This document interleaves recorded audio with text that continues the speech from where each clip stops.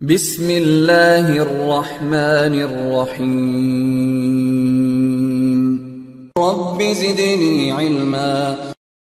So the next thing is convergence. Convergence means what if one of the link fails? Like here we have seen the switch, the root bridge will be sending the hello messages, and these hello messages will be sent here, and it will be received here, and it will be coming here as well, right?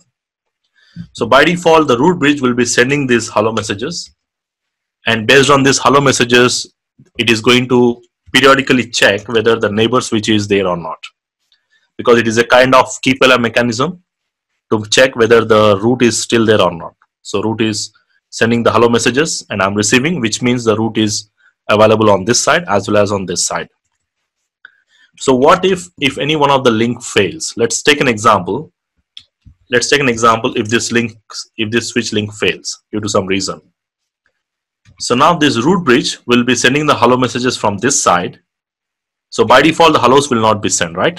So it is supposed to receive on every port for every 2 seconds. And if this link fails, then probably I'm not going to receive the hello message, right? So the maximum time it is going to wait for 20 seconds. So that is your maximum aging time. So which means if I miss 10 hello messages, then the switch will understand that there is some changes. There is a change in the network. So either any one of the link is down, or maybe there is a better root bridge. Now in this scenario, if this link fails, now automatically it is going to wait for 20 seconds. And after 20 seconds, it is going to put this port back to the listening and the learning states. I'll just show you this listening learning states. So the default convergence time, it is going to take 50 seconds if any one of the link fails. So let's take an example here. I'll show you this practically here.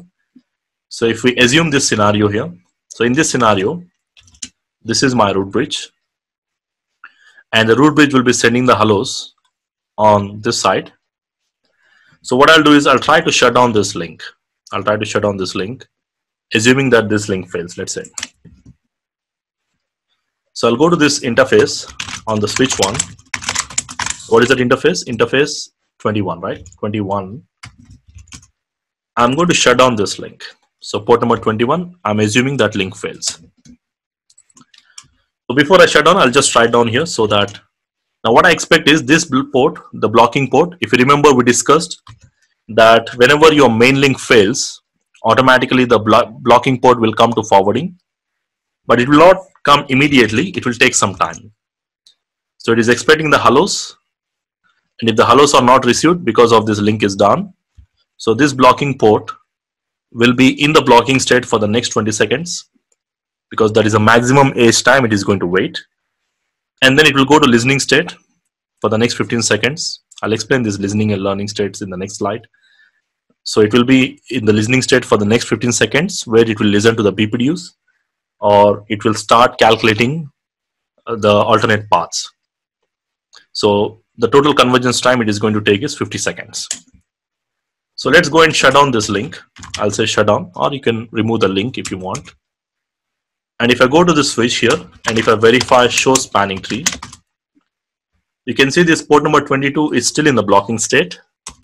Let me repeat the command. So it will be in the blocking state for the next 20 seconds. You can see it is still, now you can see the port changes into listening state. Okay, so it will be in the listening state for the next 15 seconds.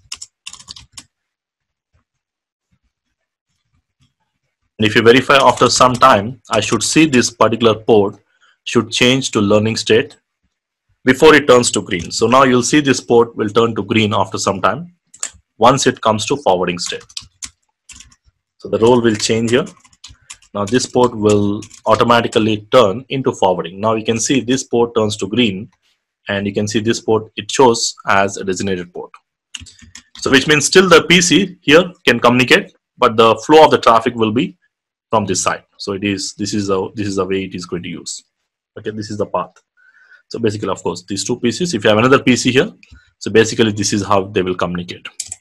So this is like automated. If any one of the primary link fails, I said automatically it is going to use the second link. and this is the default convergence. If I make this link back to up, let's say, now once I make this link back to up, again this port will go back to the blocking state, to the previous states. And again you can see this port is up, and if I go and check now, you can see port number 22 is again back to the blocking state. So this is like default convergence in the STP. So STP, as I said, it receives a hello, and hello lists all the details, and it is going to tell that okay, there is something failed. So the maximum convergence time, it is going to take around 30 to 50 seconds. And by default, the timers will be the blocking, listening, and the learning states. So the maximum convergence time will be 30 to 50 seconds. So it will be 50 seconds or 30 seconds. Depends upon the links. Again, I'll explain that in the next slide.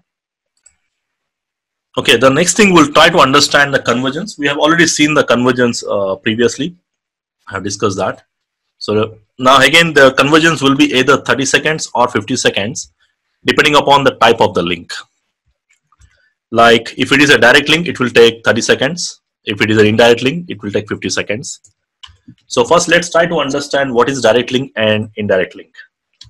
Now the direct link is nothing but if your blocking port, now here we have a blocking port, right? And this blocking port is on the switch C. So this blocking port and your designated port or forwarding port, whatever it is. So probably the forwarding port. If these two ports are on the same switch, we call them as direct link. Generally, technically, I just name it as direct link. And there is something called indirect link. Indirect link means if your blocking port, now blocking port is on switch C, and the forwarding port is on switch B. Okay, so if this forwarding port and the blocking port, if there are different switches, we call it as indirect link.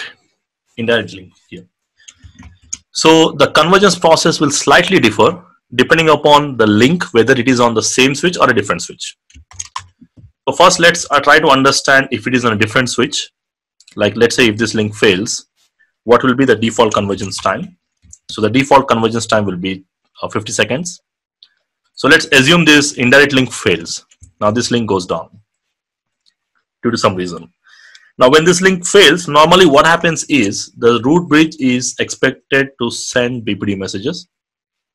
And these BPD messages include that the root bridge is A, and of course the other values are like cost, these values. So now the problem here is I'm not receiving these hellos. Now this switch will immediately come to know that this link fails. So it will say that, so to reach the root bridge, I lost my path because I was going from this side. So it will start sending a BPDU saying that the root bridge is B. It will send its own root bridge and it will change this information. So whenever this switch receives change of information, because as per the normal information, who is a root bridge? A, which means I'm receiving a different information, means there is a change in the network. So the switch C will not come to know. It will just identify based on the BPDUs which are being sent by switch B, saying itself as a root bridge. So this is actually in detailed process what happens in the backend. But in simple, we can say that okay, if the switch stops sending the BPDUs are not coming, then it is going to wait for maximum how much time? That is the maximum aging time is 20 seconds. So the maximum aging time is 20 seconds. I'm going to wait, expecting the link will come up. And if it comes up, I may get a BPDU. So in that case, after 20 seconds, then it will put this port, it will remove the blocking status. And again, it is going to assign that particular port into listening state. We have verified practically just now. And then after 15 seconds, it is going to again, assign the port into learning state before it makes this port into forwarding. So now this port turns to forwarding. Okay, so this is actually a delay. I'll talk about this delay. So it is not going to immediately put the port into forwarding. It's going to delay the process for 30 seconds just to verify is there any alternate paths, calculating the alternate path, cost, everything it will calculate in this delay time. So we call this as delay timer. And then it is going to assign this particular port into a forwarding state. So this is the default convergence, what we verified previously. Now, similar way, if you try to verify if the direct link fails, let's assume that this link goes down due to some reason. So as I said, the blocking port and the forwarding port, if they're on the same switch, so then immediately the switch C knows that there is a link failure. So it is not going to wait for 20 seconds. So it's going to immediately put the port into listening and the learning, which means the convergence time will be, this blocking port will come to forwarding, and what is the default convergence time is only 30 seconds. So there is no 20 seconds waiting, because this switch C knows that this is your blocking port and this is your forwarding port, and if your forwarding port fails, then it has to make this particular port into forwarding, right? So it will immediately put this port into listening and learning. So that is a default timer. So there's a reason we say the STP convergence will be 30 to 50 seconds, or 30 or 50 seconds normally, and it depends upon whether that particular link is on the same switch where you have a blocking port or on a different switch. So in case of indirect link fails, it will take 50 seconds, and if in case of direct link fails, it will take only 30 seconds convergence time.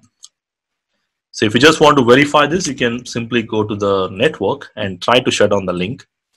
So what I'll do is I'll try to shut down this link, which is a direct link here compared to this blocking port. So I'll shut down the link. What is the link? Port number 23, right? 23 I'm going to shut down. And if you verify show spanning tree, you can see port number 22 immediately goes to listening. And after that, you will see learning states before it turns to forwarding, because it is on the same switch normally. You can see the port states is in the listening state here.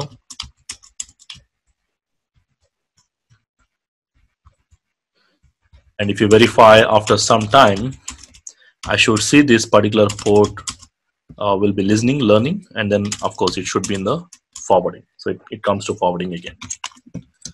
So let's make the interface back to up again, port number 23, back to defaults, no shutdown command to make the link up. And once you make it back, again, the port number 22 will be in the blocking state here. Okay, so this 30 seconds, 50 seconds is not initially when they started STP back, probably this 30 seconds, 50 seconds is not a big downtime, but nowadays because of the upgradations, because of the new platforms, this downtime is also not acceptable. So we can speed up this process with the help of RSTP. That's what we'll be seeing in the later on sections. But basically this concept we also need to know when we get into the RSTP process.